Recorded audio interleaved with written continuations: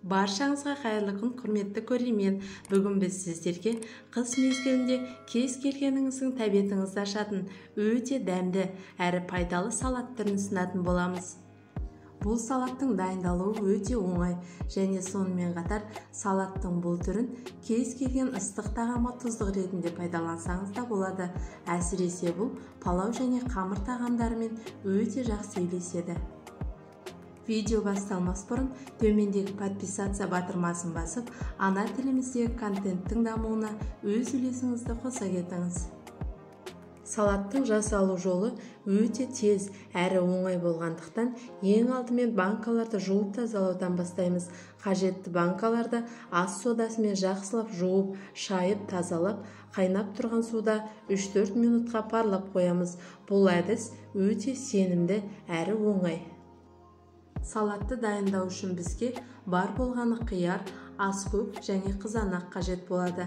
Қажетті заттардың барлығын жақсылап жуып тазалап, қызанақты ет тартқыштан өткізу үшін майдалап турайсыз. Ал қиярды 3-4 см етіп видеодағыдай жақсылап турап алыңыз. Онан соң өзіңізге қажетті аскөкті де жақсылап жуып тазалап, ірілеу етіп турайсыз. Мен бұл жерде аскөктің көлемін үлкен бір бума еттім. Аскөк неғұрлым көп болса, соғұрлым дәмді болады. Онан соң қызанақты жақсылап осылай ет тартқыштан өткізетін боламыз. Дайын болған қызанақ пен қиярды үлкен қазанға салып, оттың астын жоғарылатасыз.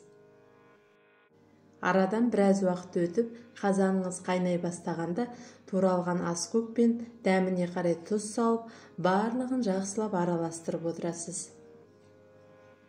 Айтпақшы, салатқа қажетті заттардың нақты мөлшерін төмендегі описание бөліміне жазып қоямын.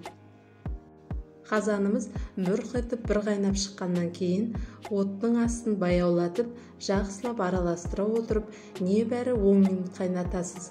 Олай болмаған жағдайда қазанды қатты қайнатып, немесе 10 минуттан артық қайнатсаңыз, ішіндегі қияр қатты езіліп, дәмі біз ойлағандай әдемі шықпауы мүмкін.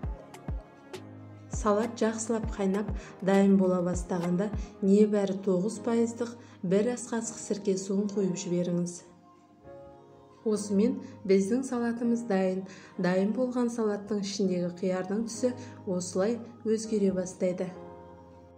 Осылайша дайын болған қыстық өте дәмді салаттарымызды дайын банкаларға жақсылап ұқыпты етіп, қайнап тұрған отта құя бастаймыз. Онан соң толтырылған банкаларды төңкеріп, бір түнге одеял немесе қалың дастарханмен орап тастайсыз. Ал сіз, құрметті көрермен, биылға қыстық дайындығыңызды бастадыңыз ба? Қандай салаттар түрін жаптыңыз? Төменде комментарияда бөлісіп, лайк баса кетіңіздер. Көріскенше күн жақсы, дастарханыңыз берекелі, өміріңіз мәнді болсын.